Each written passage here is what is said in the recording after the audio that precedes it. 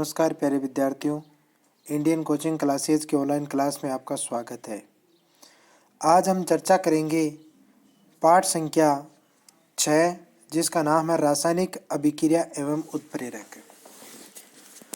इसमें सबसे पहला टॉपिक हमारे आता है पदार्थों में परिवर्तन का। ठीक है, पदार्थों में परिवर्तन दो प्रकार के होते हैं, एक होता है भौतिक परिवर्तन और एक होता है रासायनिक परिवर्तन। जैसे सबसे पहले अपन पढ़ते हैं भौतिक परिवर्तन के बारे में। वह परिवर्तन जिसमें पदार्थ के भौतिक गुणों में परिवर्तन होता है उसे भौतिक परिवर्तन कहते हैं। उदाहरण है शक्कर का पानी में घुलना, लोहे का चुंबक बनना, बर्फ का पानी में बदलना, इसे ऊर्ध्वपातन भी कहते हैं, और जल का भाप में बदलना, इसे संघनन भी कहते हैं। ये सब के सब उदाहरण है भौतिक परिवर्तन के। यानी किसी पदार्थ की भौतिक गुण तो चेंज हो जाते हैं लेकिन रासायनिक गुण परिवर्तन नहीं होते हैं, उसे बोलते हैं भौतिक परिवर्तन। दूसरा है रासायनिक परिवर्तन। वह परिवर्तन जिसमें पदार्थ के रासायनिक गुणों में परिवर्तन होता है उसे रासायनिक परिवर्तन कहते हैं। यानी उसके रासायनिक गुण चेंज हो जाते हैं, जैसे दूध का दही बनना, लोहे पर जंग लगना, कोयले का जलना, यह सारी की सारी रासायनिक अभिक्रियाएं हैं। इसलिए इन परिवर्तनों को बोलते हैं रासायनिक परिवर्तन। अब हम चर्चा करते हैं भौतिक परिवर्तन और रासायनिक परिवर्तन के गुणों में अंतर की। तो भौतिक और रासायनिक परिवर्तन के गुणों में क्या अंतर है? देखो, पहला अंतर यह है कि भौतिक परिवर्तन में पदार्थ के भौतिक गुणों में परिवर्तन होता है, जबकि रासायनिक परिवर्तन में पदार्थ के रासायनिक गुणों में परिवर्तन होता है। दूसरा है भौतिक परिवर्तन में, इसमें परिवर्तन के पश्चात पुनः वही पदार्थ प्राप्त किया जा सकता है। जो पदार्थ हमारे पास शुरू में था, हमने जिसका परिवर्तन किया, करने के बाद जो नया पदार्थ आया उससे हम वापस हमारा पुराने वाला पदार्थ प्राप्त कर सकते हैं। रासायनिक परिवर्तन में हम नए पदार्थ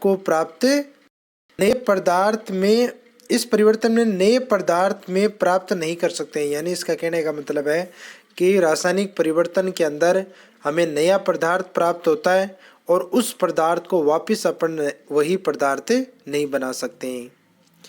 भौतिक परिवर्तन अस्थायी परिवर्तन है, जबकि रासायनिक परिवर्तन स्थायी परिवर्तन होता है। चौथा है, इसमें नए पदार्थ का निर्माण नहीं होता है और इसमें नए पदार्थ का निर्माण होता है। तो ये चार परिवर्तन है भौतिक और रासायनिक परिवर्तन में। अंतर के या गुणों में अंतर पूछे जा सकते हैं, तो आपको इस प्रश्न का भी अच्छी तरीके से तैयार करना है। अब अपन बात करते हैं रासायनिक समीकरण की। रासायनिक समीकरण किसे कहते हैं? किसी रासायनिक अभिक्रिया में पदार्थों को प्रतीकों के रूप में लिखना रासायनिक समीकरण कहलाता है। यानी हमारे पास एक रासायनिक अभिक्रिया है, हम चाहते हैं कि उसे संक्षिप्त रूप से केवल प्रतीकों के रूप में लिख दे, तो वो हो जाएगी हमारी रासायनिक समीकरण। जैसे देखो, इसका उदाहरण दे रखा है, कार्बन प्लस ऑक्सीजन और इक्वल है कार्बन डाइऑक्साइड। कार्बन का प्रतीक होता है C, प्लस ऑक्सीजन गैस का हो जाएगा O2 और इक्वल कार्बन डाइऑक्साइड का हो जाएगा CO2। तो जो नीचे मैंने यहाँ पर लिखी है वो समीकरण हो जाएगी C plus O2 equal CO2। अब अपन बात करते हैं अभिकारक और उत्पाद की। यानी रासायनिक समीकरण में अभिकारक किसे कहते हैं और उत्पाद किसे कहते हैं? अभिकारक, रासायनिक अभिक्रिया में भाग लेने वाले पदार्थों को तीर के निशान से पहले लिखा जाता है, उसे अभिकारक कहते हैं। यानी जो तीर के निशान से पहले लिखे जाते हैं ना, उन्हें अभिकारक कहते हैं। जैसे इस अभिक्रिया में देखो, C plus O2 equal CO2 में जो पहले C प्लस O2 लिखा हुआ है ये हमारा अभिकारक है, और जो इक्वल के बाद CO2 लिखा हुआ है ये हमारा उत्पाद है। तो उत्पाद की परिभाषा हो जाएगी, रासायनिक अभिक्रिया के दौरान प्राप्त होने वाले पदार्थों को तीर के निशान के बाद लिखा जाता है, उसे उत्पाद कहते हैं। अब अपन बात करते हैं रासायनिक समीकरण लिखने के कुछ चरणों की। सबसे पहले अभिकारक को लिखा जाता है। पहला चरण क्या है कि सबसे पहले अभिकारक को लिखते हैं। तो सबसे पहले अभिकारक को लिखा जाता है और उसके बाद तीर का निशान लगाकर उत्पाद को लिख देते हैं। नंबर 2 चरण है, यदि अभिकारकों की संख्या दो या दो से अधिक हो तो उनके बीच प्लस का चिन्ह लगाते हैं। उनके बीच किसका चिन्ह लगाते हैं? प्लस का चिन्ह लगाते हैं। जैसे देखो C प्लस O2 के बीच में प्लस का चिन्ह लगा दिया। तीसरा है रासायनिक अभिक्रियाओं में अभिकारक तथा उत्पाद के परमाणु की संख्या समान होती है, यानी जितने परमाणु अभिकारक में होंगे उतने ही परमाणु उत्पाद में होंगे। जैसे आप समीकरण में देख सकते हो, अभिकारक में C एक परमाणु है तो उत्पाद में भी C का एक परमाणु है। ऑक्सीजन के 2 परमाणु है तो उत्पाद में भी 2 परमाणु है। चौथा है रासायनिक समीकरण को संतुलित करने के लिए हिट एंड ट्रायल विधि का उपयोग करते हैं। इस विधि के बारे में मैं आपको अगली क्लास में बताऊंगा बेटा। पांचवा है रासायनिक समीकरण में भौतिक अवस्था को दर्शाने के लिए जलीय विलयन को AQ, ठोस को G, द्रव्य को L, ठोस को बेटा है इसमें S है, द्रव्य को L और गैस को G से दर्शाया जाता है।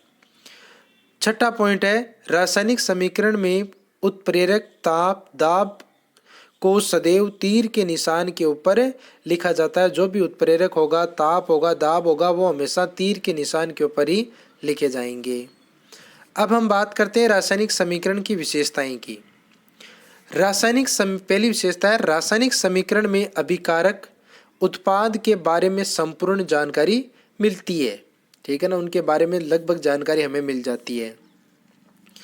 दूसरी इसकी विशेषता है रासायनिक समीकरण में पदार्थ की भौतिक अवस्था के बारे में जानकारी मिलती है, यानी वो कौन सी अवस्था में, ठोस में है, द्रव में है, गैस में, ये भौतिक अवस्था के बारे में जानकारी मिलती है।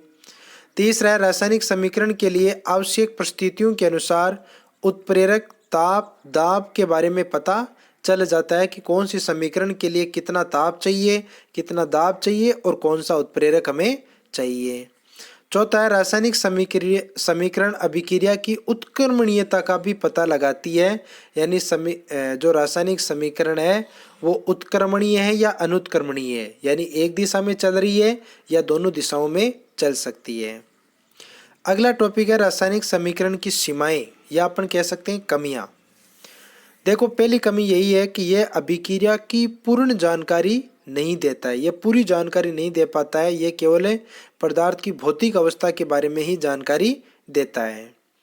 दूसरा है यह अभिकारक तथा उत्पाद की सांद्रता के बारे में जानकारी नहीं देता है, यानी हमें यह नहीं बताता है कि कार्बन अगर हमें चाहिए तो कितनी मात्रा में चाहिए, यानी उसके सांद्रता के बारे में भी हमें जानकारी नहीं देता है।